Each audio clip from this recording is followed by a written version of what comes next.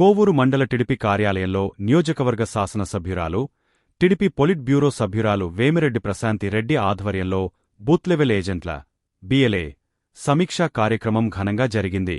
ఈ సందర్భంగా ఆమె మాట్లాడుతూ, పార్టీకి అంకితభావంతో పనిచేసే కార్యకర్తలే అసలైన బలమని కొనియాడారు. నారా లోకేష్ వర్కింగ్ ప్రెసిడెంట్ అయిన తర్వాత మొదటి మహానాడును స్త్రీ శక్తి థీమ్తో ఆన్లైన్ ద్వారా విజయవంతంగా నిర్వహించామని, ఇందుకు ఐటిడిపి యాప్ సేవలు మరువలేనివని పేర్కొన్నారు. ముఖ్యమంత్రి చంద్రబాబు నాయుడు నేతృత్వంలో 24 నెలల పాలనలో సంక్షేమం, అభివృద్ధి సమాంతరంగా సాగుతున్నాయని, సూపర్ 6 పథకాలు సూపర్ హిట్ అయ్యాయని తెలిపారు. 20 ఏళ్లుగా పెండింగ్లో ఉన్న కొల్లేరు కాలువల పనులు పూర్తి చేశామని, ధాన్యం కొనుగోళ్లను వేగవంతం చేశామని చెప్పారు. నియోజకవర్గంలో 10 కోట్లతో పంచాయతీ రాజ్ రోడ్ల పనులు మంజూరయ్యాయని, అలాగే 13,000 కోట్ల పెట్టుబడులతో 23 నెలల్లో ఫ్యాక్టరీలు వచ్చేలా లోకేష్ బాబు కృషి చేశారని వెల్లడించారు. కేంద్ర ఎన్నికల సంఘం ప్రవేశపెట్టిన స్పెషల్ ఇంటెన్సివ్ రివిజన్ 2026 కార్యక్రమం కోవూరులోని 324 బూతులలో ప్రారంభమైందని, బిఎల్ఏలు సమన్వయంతో పనిచేయాలని పిలుపునిచ్చారు. జూన్ 10 నుండి 13 వరకు జరిగే ఓరియంటేషన్ వర్క్షాప్లోలు పాల్గొనాలని, హౌస్ టు హౌస్ మ్యాపింగ్ ద్వారా నకిలీ, డబుల్ ఓట్లను తొలగించి కొత్త ఓటర్లను నమోదు చేస్తూ ఓటర్ల జాబితాను పారదర్శకంగా రూపొందించాలని ప్రశాంతి రెడ్డి కోరారు. ఇది స్త్రీ శక్తి టీంతో ఈ మహానాడు చేశారు. మనకి 33% మహిళలకి రిజర్వేషన్ ఇచ్చారు. సో మీ అందరూ కూడా మహిళల్ని రెడీ చేసుకోవాలి. రేపు రాబోయే రోజుల్లో పదవులకి మీ ఇంట్లో ఉన్న ఆడవాళ్ళని ఒక అడుగు ముందుకి వేయించాలని కూడా మీకు అందరికీ నేను తెలియజేసుకుంటున్నాను. అలాగే ఇక్కడ ఉన్న మహిళా నాయకులందరూ కూడా యాక్టివ్ గా పార్టిసిపేట్ చేయాలని కూడా ప్రతి కార్యక్రమంలో నేను కోరుకుంటున్నాను. ఇదొకటే కాకుండా మనం ఈసారి మహానాడులో పోయినసారి చెప్పుకున్నాం, ఈసారి చెప్పుకున్నాం, కార్యకర్తే అధినేత అని చెప్పి ఒక కాన్సెప్ట్ తో మన తెలుగుదేశం పార్టీ నడుస్తుంది. 44 సంవత్సరాల డిసిప్లిన్ కలిగిన ఈ పార్టీ ఈ రోజు మొట్టమొదటిసారిగా ఆన్లైన్ లో మహానాడు పెడితే మొదటి రోజు 7.5 లక్షల మంది, రెండో రోజు ఇంచుమించు 17 లక్షల మంది దీంట్లో పాల్గొని నిజంగా తెలుగుదేశం పార్టీ బలం కార్యకర్తే అని చెప్పి నిరూపించినందుకు ప్రతి కార్యకర్తకి కూడా ధన్యవాదాలు తెలుపుకుంటున్నాను. అలాగే మీరందరూ ఎంతో కష్టపడి దీంట్లో పనిచేయడం జరిగింది. రిజిస్ట్రేషన్స్ లో ఐటీడీపీ యాప్ లో ఎక్కించడం, ఐటీడీపీ వాళ్ళు చేసిన సేవలు మర్చిపోలేనివి. అదే కాకుండా మనం అధికారంలోకి వచ్చి 24 నెలలు అవుతుంటే ముఖ్యమంత్రి చంద్రబాబు నాయుడు గారు ఒకవైపు సంక్షేమము, మరోవైపు అభివృద్ధి ఎలా ముందుకు తీసుకెళ్తున్నారో కళ్ళకు కట్టినట్టు కనిపిస్తూ ఉంది. ఈ మహానాడును చూస్తేనే కార్యకర్తలు, నాయకులు ఎంత ఉత్సాహంగా ఉన్నారో. ఎందుకంటే నిజమైన కార్యకర్త కానీ ఎక్కడైనా నాయకుడు కానీ అసంతృప్తితో ఉంటే ఈ మహానాడుని ఇంకా సక్సెస్ చేయలేరు. ఇది ఎవరో బలవంతంగా చేపించింది కాదు. ఇది అక్షరాల కార్యకర్తల మనసులో నుంచి మన పార్టీ మనకు అండగా ఉంది, మనం పార్టీకి అండగా ఉండాలి అని చెప్పి నిర్ణయం తీసుకొని జరిపిన మహానాడు ఇది. ఎందుకంటే మనం చెప్పుకున్న విధంగా సూపర్ 6 పథకాలు అక్షరాల సూపర్ హిట్ చేస్తున్నాం. ఏదైతే 1వ తేదీ ఇప్పుడు 24 నెలల నుంచి పెన్షన్లు అవ్వాతాతలకి 3,000 నుంచి 4,000 ఇస్తున్నాం. డిజేబుల్డ్ వారికి 15,000 ఇస్తున్నాం. అలాగే దివ్యాంగులకి 6,000 ఇస్తున్నాం. తల్లికి వందనంలో ఎంతమంది పిల్లలుంటే అంతమంది పిల్లలకి మనం తల్లికి వందనం ఇస్తున్నాం. ఒక బిడ్డను చదివించుకొని మిగతా 2 బిడ్డల్ని పనికి పంపించే వాళ్ళు ఈ రోజు గర్వంగా 3 బిడ్డలున్నా 4 బిడ్డలున్నా స్కూల్కి పంపించుకోగలుగుతున్నారు. అలాగే అన్నదాత సుఖీభవ కింద ప్రతి ఒక్క రైతుకి కూడా ఆదుకోవడం జరిగింది గవర్నమెంట్ దీనివల్ల. అదే కాకుండా 20 సంవత్సరాల నుంచి తవ్వని కాలువలని ఈ రోజు మనం నీటి సంఘ అధ్యక్షులు అయితేనేమి, మనమైతేనేమి తవ్వుకొని కాలువలన్నీ కలకలాడుతూ ధాన్యం పండగానే 24 గంటల్లో కొనుగోలు కేంద్రాల ద్వారా ధాన్యాన్ని కొలుచుకొని మీ అకౌంట్లలో అమ్మాయిలతో సహా డబ్బులు వేయాల్సిన మొట్టమొదటి ప్రభుత్వం ఈ తెలుగుదేశం ప్రభుత్వం. మీకు తెలుసు, గత ప్రభుత్వంలో 3 నెలలు 6 నెలలు కూడా డబ్బులు కూడా వచ్చేది లేదు, గిట్టుబాటు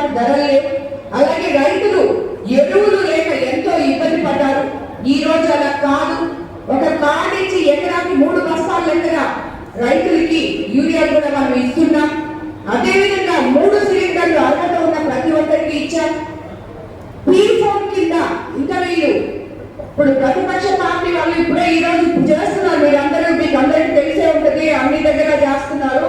2 సంవత్సరాలకి వెన్నుపోటు దినము అని.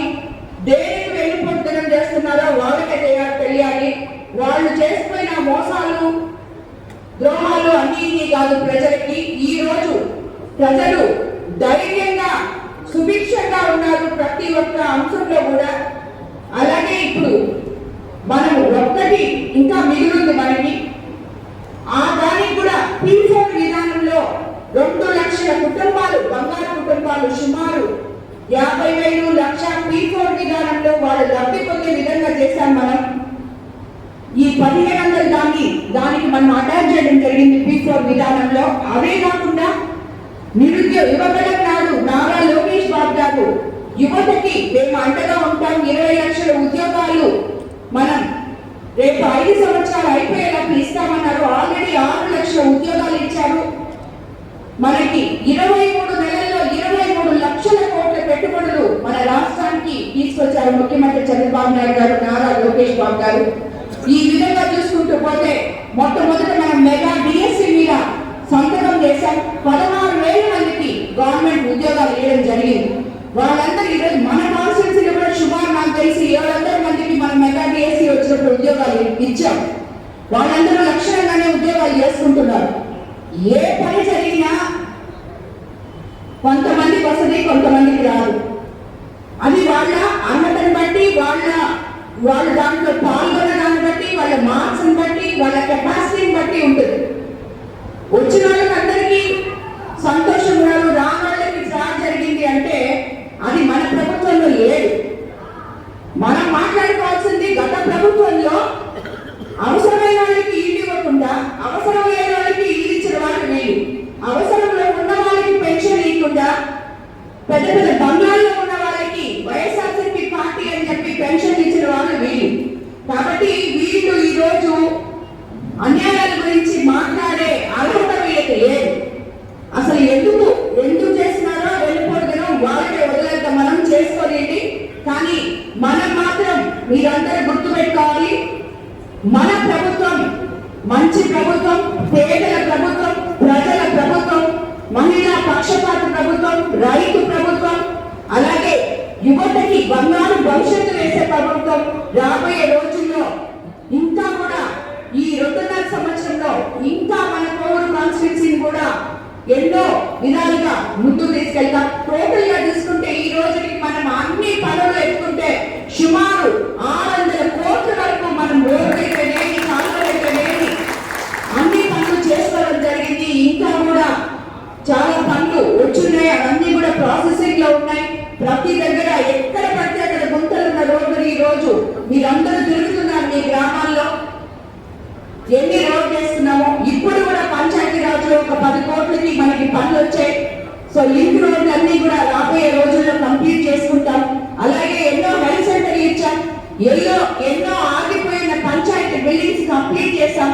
ప్రతి ఒక్క డిపార్ట్మెంట్ లో మనము పనులు చేసుకుంటున్నాం. అభివృద్ధి ప్రజలకి కళ్ళకి కనిపించేటట్టు మనం చూపిస్తున్నాం. కాబట్టి మనం అందరం కూడా ఎప్పుడు మన ముఖ్యమంత్రి చంద్రబాబు నాయుడు గారికి, అలాగే యువ నాయకుడికి నారా లోకేష్ బాబు గారికి రుణపడి ఉన్నాం.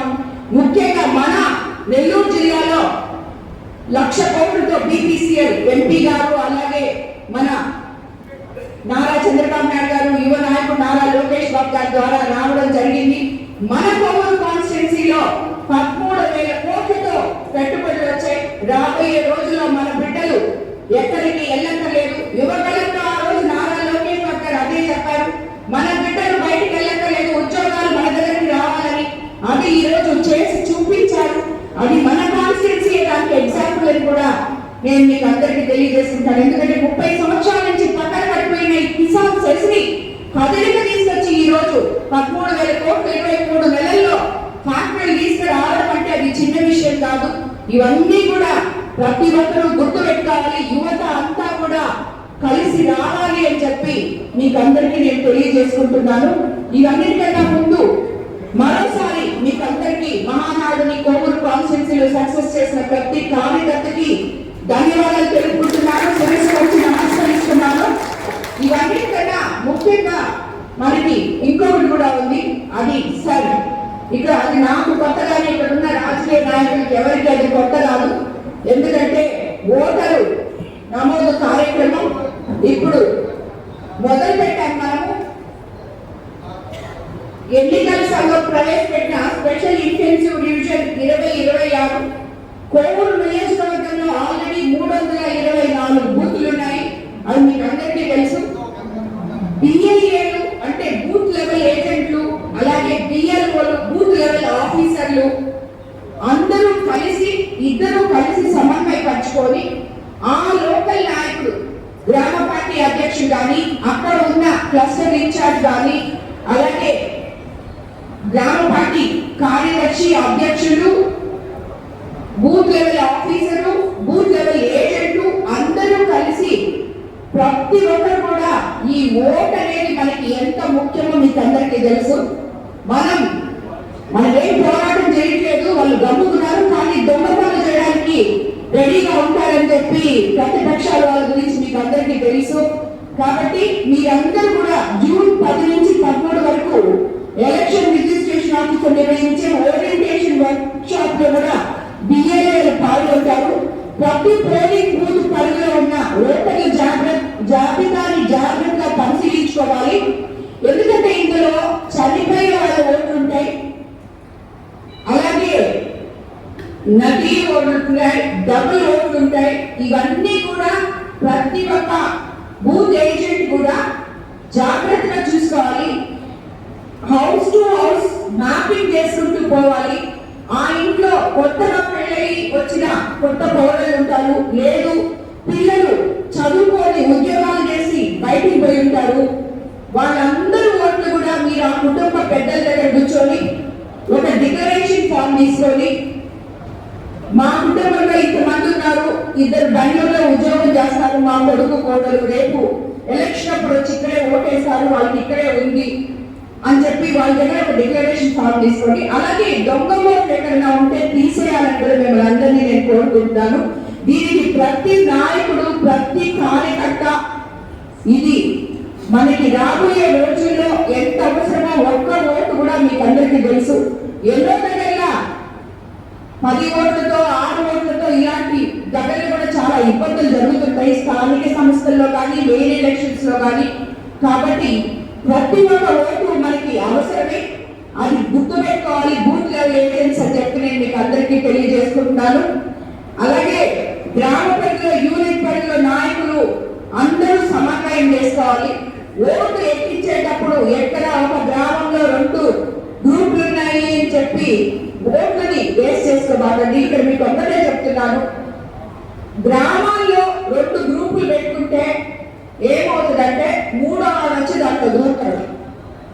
అక్కడ అందుకని గ్రూపులున్నా మనకంతా ఒకటే పార్టీ. మీరందరూ ఎమ్మెల్యేకే పనిచేస్తున్నారు కదా, పార్టీకే పనిచేస్తున్నారు కదా. కాబట్టి మన ఓటు పాలికుండా రక్షించుకునే బాధ్యత మీదని చెప్పి నేను మీకు అందరికీ తెలియజేసుకుంటాను. ప్రతి ఒక్కరూ దీంట్లో చాలా లోతుగా వెళ్ళి పనిచేయాలని బూత్ లెవెల్ ఇన్ఛార్జీని అందరినీ నేను కోరుకుంటాను. అలాగే బలహీనమైన బూతులను గుర్తించి వాటిపై ఎక్కువ శ్రద్ధ చూపించాలి. నాకు తెలిసి మనకి అంత ఎక్కువ బలహీనమైన బూతులు లేవని నేను అనుకుంటున్నా.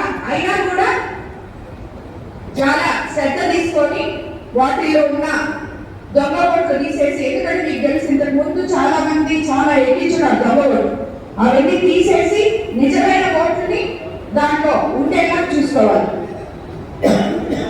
అలాగే డోర్ టు డోర్ ఓటర్ పరిశీలనకి బూత్ లెవెల్ వాళ్ళు ఏజెంట్స్ వెళ్ళాలని చెప్పి కూడా నేను మీకు కోరుకుంటున్నాను. అది మీరు కొత్త ఓటు హక్కు వాళ్ళని మోటివేట్ చేయాలి. సెప్టెంబర్ 20 నాటికి తుది జాబితా వస్తుంది. ఐటీడీపీ సభ్యులు సోషల్ మీడియాలో యాక్టివ్ గా ఉండాలి. అలాగే అందరూ మైటీడీపీని యాప్ వినియోగించుకోవాలి. కాబట్టి మీరందరూ కూడా కూటమి ప్రభుత్వం 2 ఏళ్ల పాలన అందరికీ కూడా ప్రచారం చేయాలి. మనం ఇంతవరకు ఏం చేసి 82 పంచాయతీలు, కోవూరులో 20 వార్డులు, బుచ్చులో 20 వార్డులు ఉంటే ప్రతి దగ్గర మనం అభివృద్ధి పనులు చేస్తున్నాం. అది మీకు అందరికీ తెలుసు. అది ప్రజలకు కళ్ళకి కనిపిస్తున్నాయి. నాయకులు చేయాల్సింది అక్కడ ఇంకా ఏమైనా మిగిలిపోయిన పనులు ఉన్నాయా, ఆ వాటిలో ఏం చేయాలి, ఏం చేయగలమా చూసుకొని మీకు అందరికీ కూడా చెప్తున్నాను.